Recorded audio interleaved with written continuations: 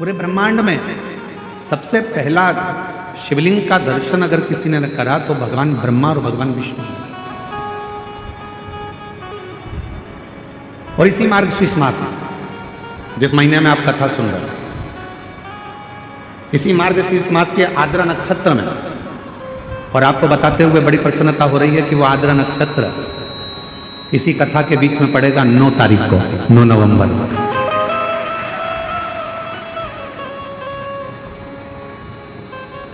अब लगता है ना कि कवर्धा वालों ने कोई ना कोई ऐसा पुण्य जरूर करा है कि भगवान शंकर की कृपा तो हो रही है, साथ में ब्रह्मा की और नारायण की कृपा भी इन पर हो रही है, जो आर्द्रा नक्षत्र के समय पर ये पवित्र कथा को श्रवण कर।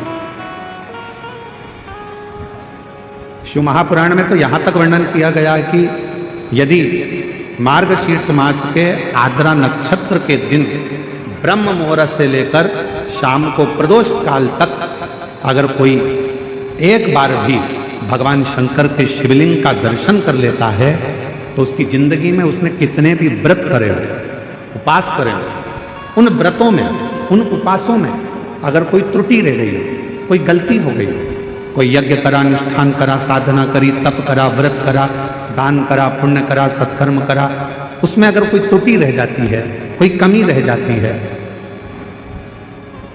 कुछ छूट गया होता है, तो केवल मार्गशीर्ष मास के आर्द्रा नक्षत्र के दिन भगवान शंकर के शिवलिंग का दर्शन कर लेने से वो सारी त्रुटियां समाप्त हो जाती है और शिव की कृपा।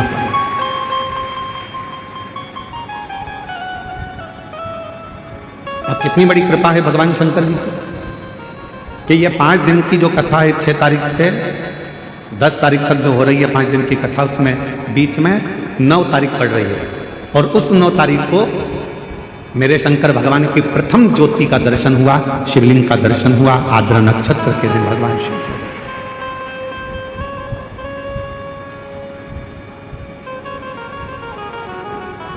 हम निवेदन करेंगे सभी सनातनियों से, सभी शिव भक्तों से, चाहे आप राम जी की आराधना करते हो, चाहे आप भगवान ब्रह्मा की आराधना करते हो, चाहे आप कृष्ण की आराधना करते हो, चाहे आप किसी भी देवी देवता की आराधना करते हो, पर 9 नवंबर आर्द्रा नक्षत्र के दिन, मार्गशीर्ष मास के अंतर्गत 9 नवंबर को आर्द्रा नक्षत्र में शंकर जी के मंदिर में जाकर दर्शन एक बार अवश्य करो और भगवान शिव की कथा का रिस्पान अवश्य।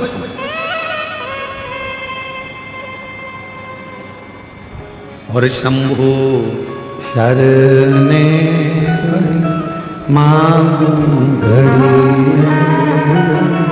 दुख काटो दया कर दर्शन। शिव की आराधना का सुख कहीं ना कहीं भगवान ऐसी कृपा करता है, शिव ऐसी करुणा करते हैं, भगवान शंकर ऐसी दया करते हैं, ऐसी कृपा कर देते हैं कि आपको शिव अपनी ओर खींच लेते हैं।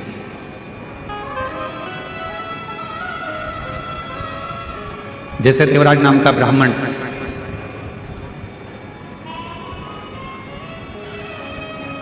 ब्राह्मण कुल में जन्म ले लिया पर ब्राह्मण कर्म नहीं कर पाया।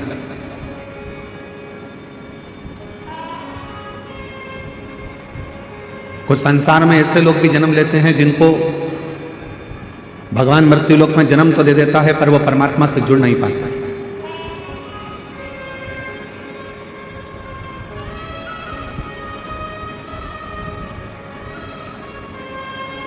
और संसार में कुछ लोग ऐसे भी जन्म लेते हैं जो सनातन धर्म में जन्म लेकर, हिंदू धर्म में जन्म लेकर भी हिंदू धर्म पर, सनातन धर्म पर उंगलियां उठाते रहते हैं।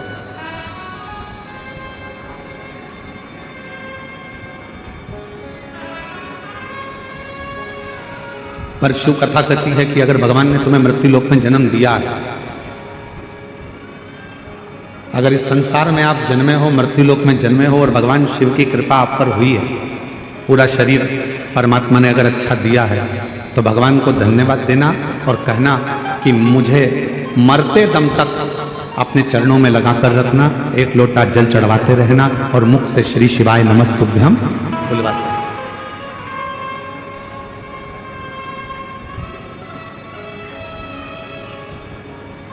यदि संसार में जन्म मिला है तो इस मृत्यु लोक में जन्म लेने के बाद इस मानव शरीर को जो आपने दिया है वो मानव शरीर को हम व्यर्थ क्यों गवाएं?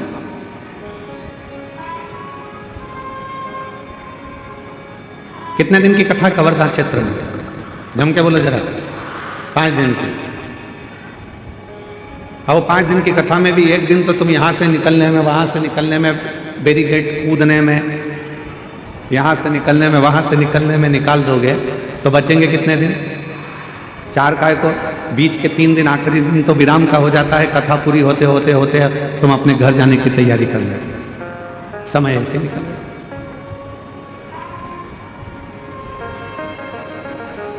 शिव कथा कह रही है अगर पड़ोसन भी यदि आपसे बात करना चाहती है तो थोड़ा सा उसको कोनी मार कर कहना तेरे हाथ जोड़ती हूँ, शांति से बैठ जाए, अभी मुझे कथा सुन लेना।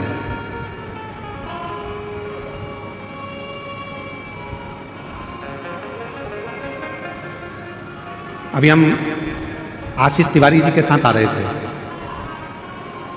तो हमने आशीष तिवारी जी से कहा कि तुम्हारे पापा ने, गणेश प्रसाद तिवारी जी ने, कवर्धा शहर छोड़कर ये छोटा सा जो गांव है, इस छोटे से गांव में इस कथा को रखा। तो हम आशीष तिवारी जी को धन्यवाद दे रहे थे कि आशीष, आपके पापा को, आपको और सारे कवर्धा वालों को बहुत बहुत आशीर्वाद है, कम से कम उन्होंने छोटा सा गांव इस कथा के लिए चुन लिया। बड़े बड़े शहर के लोग, बड़ी बड़ी जगह के लोग साधन से, गाड़ी से, मोटर से, ट्रेन से, फ्लाइट से कथाओं में पहुंच जाते हैं, पर छोटे छोटे गांव के लोग इस पवित्र शिव महापुराण की कथा को सुनने के लिए तरसते रहते हैं। तो कम से कम आज यदि यजमान परिवार ने इस पवित्र कथा को, यदि कवर्धा वासियों ने इस कथा को यदि छोटे से गांव में रखा तो इस गांव की भी उन्नति और साथ में गांव में रहने वाले सभी, मेरी जीजियां, मेरे जीजा, मेरी बेटियां, बेटा, सब इस कथा को श्रवण कर कर अपने जीवन को धन्य बना ले, सार्थक है। बोल बम का नारा है, दोनों हाथ उठाकर हर हर महादेव। भगवान शिव की जो अविरल भक्ति है, शिव की जो उपासना है, शिव की जो साधना है, वो यही दर्शन है।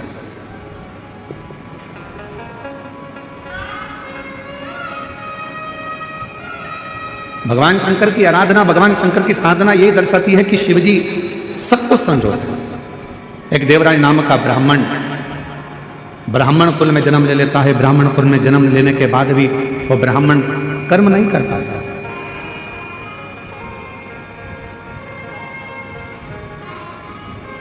ब्राह्मण कर्म से वो वंचित है।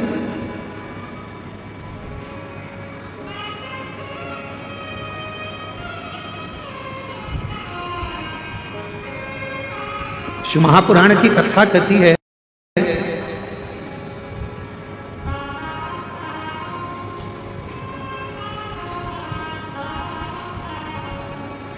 अगर मनुष्य की देह मिले तो 3 चीजों से बचना। पहले नंबर पर है कर्ज, दूसरे नंबर पर है क्लेश और तीसरे नंबर पर है कलंक।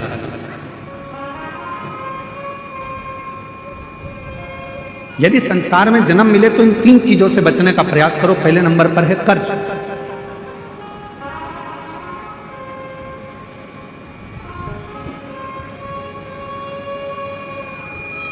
थोड़ा सा भी कर्ज हमारे जीवन में अगर हो जाता है, थोड़ा सा कर्जा आ जाता है तो वो कर्जा बढ़ते बढ़ते बढ़ते बढ़ते एक दिन हमारी जमीन को, हमारी जायदाद को, हमारे मकान को भी बर्बाद कर देता है।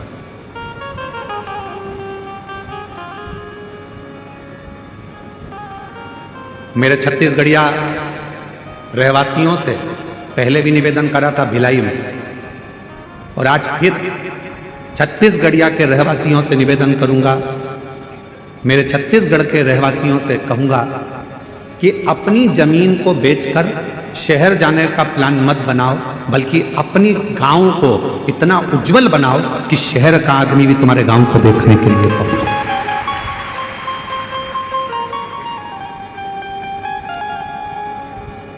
एक सच्चा छत्तीसगढ़िया, हम अपनी भाषा में कहते हैं जय जोहार। छत्तीसगढ़िया सब लोग, मतलब एक सच्चा छत्तीसगढ़िया वो होता है जो जहां रह रहा है, जिस भूमि पर रह रहा है, उस भूमि को, उस घर को, उस गांव को इतना उज्जवल बना ले, इतना प्रगतिशील बना ले कि फिर उसको देखने के लिए दुनिया के लोग, दुनिया के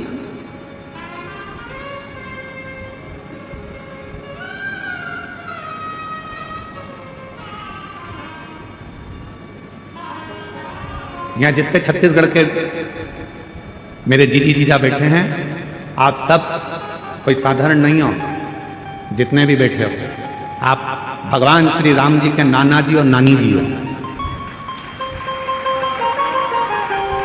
छत्तीसगढ़ वालों को ये गौरव होना चाहिए कि हम कौशल प्रदेश के हैं, मां कौशल्या जी के गांव के हैं और भगवान राम जी हमारे भांजे हैं।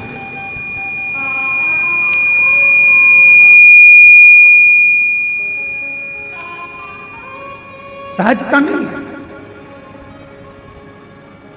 शिव भक्त को शिव महापुराण की कथा कर रही है, संसार के रहवासियों को 3 चीजों से बचना चाहिए। पहले नंबर पर है कर्जा, दूसरे नंबर पर है क्लेश, तीसरे नंबर पर है कलंक। ये 3 चीजें जब व्यक्ति के जीवन में अगर हो जाती है तो पूरा जीवन बर्बाद हो जाता है, पूरा। पहला बचो कर्ज से।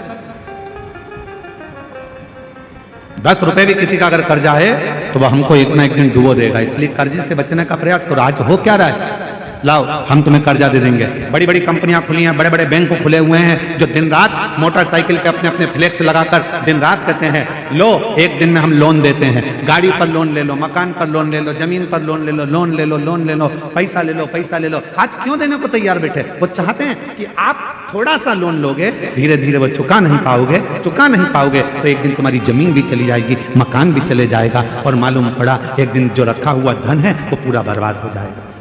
समझ की जरूरत है। लोन देने वाली कंपनियां बढ़ गई, लोन लेने वाले बढ़ गए, पर अब समझ की जरूरत है कि हमको ना कर्ज लेना है, ना हमको क्लेश में रहना है और ना हमको कलंक में रहना है। हमें तो शंकर भगवान की अविरल भक्ति में रहना है, शिव की। कर्ज से थोड़ा सा बचना, थोड़ा सा। और जब यह मानव देह कर्ज से बच जाए तो इसको क्लेश से बचाने का प्रयास करो कि परिवार में रह रहे हो, गांव में रह रहे हो, नाते रिश्तों में रह रहे हो, कुटुंब कबीले में रह रहे हो, कोई क्लेश नहीं होना चाहिए आपस में। थोड़ा साझा बनाकर, थोड़ा सा।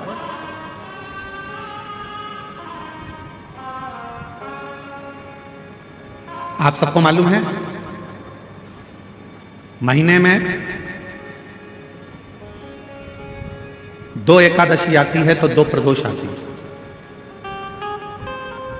कभी किसी से पूछो कि भगवान शंकर का यह अविरल त्योहार प्रदोष का व्रत क्यों आता है? क्यों भगवान शंकर की आराधना प्रदोष के दिन करी जाती है? क्यों?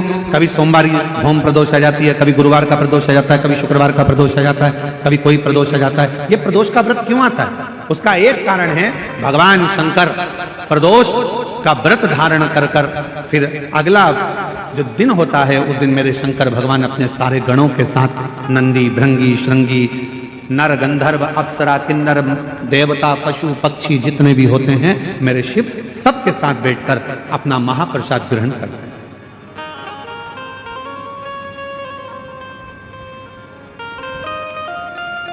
साथ बैठने पर हमारा क्लेश समाप्त होगा। आज के जमाने में 4 भाइयों का परिवार, एक इधर जा रहा है, एक उधर जा रहा है, देवरानी, जेठानी, ननंद सब अलग अलग क्षेत्र में जा रही, कोई सुनने को तैयार नहीं। तो शिव महापुराण की कथा कहती है एक कर्ज से बच जाओ, दूसरा क्लेश से बचो। हफ्ते में, महीने में एक दिन ऐसा बनाओ जिस दिन मेरे घर के पूरा परिवार एक जगह पर एकत्रित हो, भोजन करें, साथ बैठे, साथ बैठकर अपने परिवार की चर्चा। हम ये भी नहीं कहेंगे कि तुम किसी परमात्मा की आराधना करो कि साधना की आराधना, आप तो साथ बैठो, अपना मनन चिंतन करो कि हमें अपने घर को कैसे संवारना है, हमें अपने परिवार को कैसे संवारना है, हमें अपने बच्चों को उच्च शिक्षा कैसे देना है, हमें अच्छी चिकित्सा कैसे देना है। हम कहीं आडंबर में तो नहीं फंस रहे, हम कहीं गलत जगह पर तो नहीं फंस रहे। आडंबरों से मुक्त कैसे करूं? आज थोड़ी सी बीमारी आती है और लोग भटकना चालू कर देते हैं, यहां जा रहे हैं, वहां जा रहे हैं, तबीयत खराब हो गई तो यहां जाओ वहां जाओ। हमने जब से शिव महापुराण की कथा बाची है, एक बात हमेशा कही है कि सबसे पहले अगर शरीर में कष्ट है तो अपने गांव के प्राथमिक चिकित्सा केंद्र में जाओ, उसके बाद फिर शहर के हॉस्पिटल में जाओ, फिर शहर के हॉस्पिटल से जिले के हॉस्पिटल में जाओ, फिर जिले के हॉस्पिटल से फिर कोई बड़ी सिटी के कोई हॉस्पिटल में जाओ। कहीं भटको ना, जरूरी है। बड़े हॉस्पिटल में कब जाना? जब पहले छोटे हॉस्पिटल में जाना। बड़ा हॉस्पिटल वाला क्या करेगा? तुम्हारे पहले के हॉस्पिटल की फाइल दिखाओ, साहब ये हमने हमारे गांव के हॉस्पिटल में दिखाया था, साहब ये हमारे कवर्धा में दिखाया था, साहब हम फिर बिलासपुर पहुंचे, साहब अब हम रायपुर आए हैं, ये देखो हमने ये जांचें कराई है। छोटे हॉस्पिटल से बड़े हॉस्पिटल तक जाओ। पर आजकल व्यक्ति क्या करता है? डायरेक्ट बड़े में जाने की सोचता है। उसी तरह जैसे गांव के लोग इकट्ठे हुए और कहां जा रहे हो साहब? तो कहा हम अमरनाथ जा रहे हैं। कहां जा रहे हो साहब? हम केदारनाथ जा रहे हैं। तो हम उनसे पूछे, भैया तुम अमरनाथ जा रहे हो, बड़े हॉस्पिटल में जा रहे हो, तुम केदारनाथ जा रहे हो, बड़े हॉस्पिटल में जा रहे हो, पर ये तो बताओ कि प्राथमिक चिकित्सा केंद्र पहुंचे कि नहीं पहुंचे? पहले अपने गांव में जो शंकर जी का मंदिर है उसमें जाना चालू करा कि नहीं करा? पहले शिव जी के मंदिर में जाना चालू करा कि नहीं करा? आज का व्यक्ति अमरनाथ जाना चाहता है, आज का व्यक्ति केदारनाथ जाना चाहता है, पर आज का व्यक्ति अपने घर के पास में जो शंकर जी का मंदिर है वहां जाना नहीं चाहता। लोग देखेंगे, हंसेंगे, ताना कसेंगे, कोई कुछ कहेगा, कोई कुछ कहेगा। पहले चिकित्सा केंद्र, प्राथमिक चिकित्सा केंद्र जाइए, पास के मंदिर जाइए।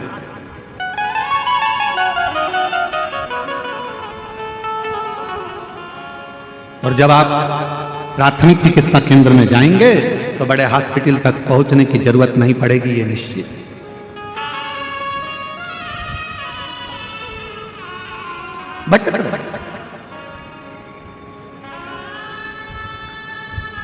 कर्ज से बचो, क्लेश से बचो।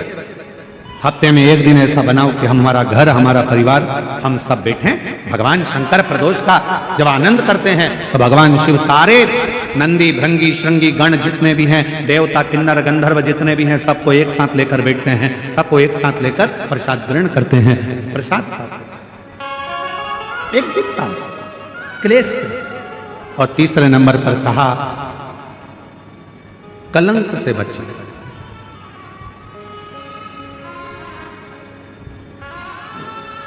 हमारे सनातन हिंदू धर्म में पतंग उड़ाने के लिए एक दिन दिया गया। यहां उड़ाते पतंग? अरे बोलो तो जम के। कब उड़ाते हैं? जम के बोलो।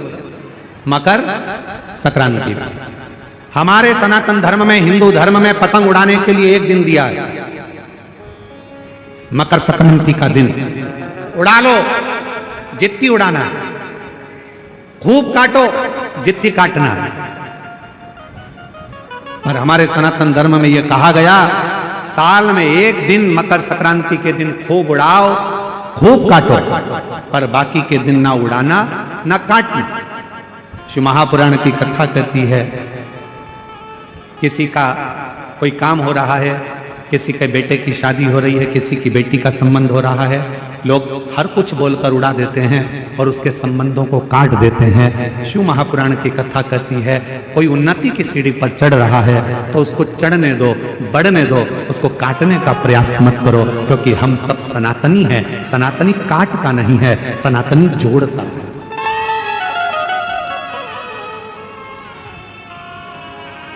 सनातनी कभी काटने का काम नहीं करेगा, सनातनी जोड़ने का काम करेगा, वो जोड़ता है।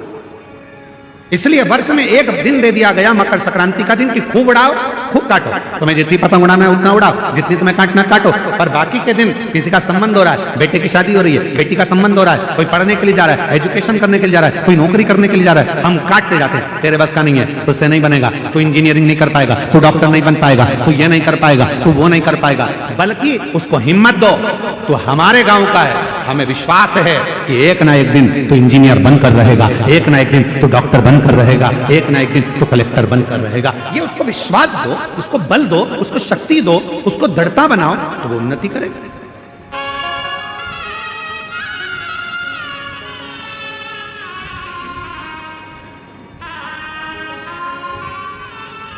अब हम क्या कर रहे हैं, अपने तो अपनों को जोड़ ही नहीं पा रहे, उसको काटने में लगे। तेरे बस का नहीं है तो कुछ नहीं कर सकता। शिव महापुराण की कथा में देवराज नाम के ब्राह्मण का चरित्र आता है कि देवराज नाम का ब्राह्मण कुल में जन्म लिया। जो मिला उसको, उसने कहा तेरे जैसा पापी नरक में गिरेगा, तू ऐसा करेगा, तू नरक जाएगा, तुझे कीड़े पड़ेंगे, तुझे शरीर ऐसा हो जाएगा, क्योंकि तू कभी भगवान के मंदिर नहीं गया, कभी शिवालय नहीं गया, कभी देवालय नहीं गया, तूने कभी भगवत भजन नहीं करा, कभी स्मरण नहीं करा। देवराज चोरी में लिप्त रहता, वेश्यावृत्ति में लिप्त रहता। उस देवराज नाम के ब्राह्मण ने कभी कोई अच्छा कर्म नहीं करा, बेकार कर्म में वो लिप्त रहा, बेकार। अब जरा विचार करिए, बेकार कर्म में देवराज लिप्त रहा, खूब लिप्त रहा, और उसकी जो माता जी थी, उसकी जो मां थी, वो भगवान की परम उपासक थी। उनकी जो मां है वो भगवान की परम उपासक, शिव की साधना, शिव की आराधना, शिव की उपासना वो कर। और हुआ क्या, यदि अपने घर का एक व्यक्ति भी अगर शंकर जी को एक लोटा जल चढ़ा रहा है तो यह मानकर चलना उस घर के 71 पीढ़ी कभी गलत मार्ग की ओर नहीं जाएगी, वो सतमार्ग की ओर नहीं जाएगी।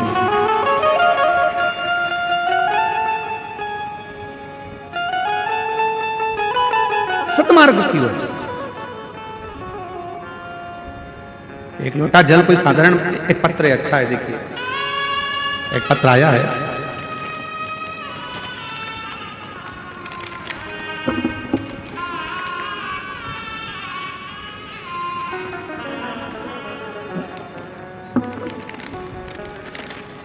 एलईडी पर और आस्था चैनल पर यह पत्र चलेगा। आप लोग एलईडी पर भी पढ़ सकते हैं और आस्था चैनल पर भी इस पत्र को पढ़ सकते हैं।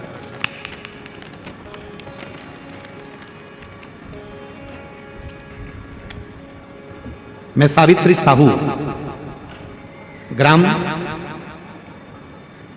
गेंदपुर, जिला कबीरधाम, छत्तीसगढ़ से आई हैं।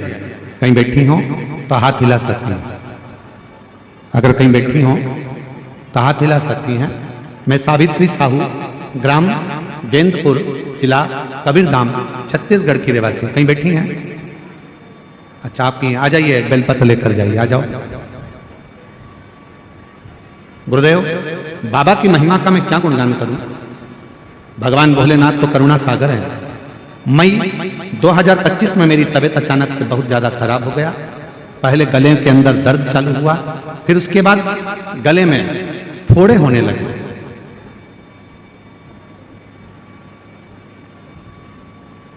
दिन पे दिन मेरा तबीयत बिगड़ता गया।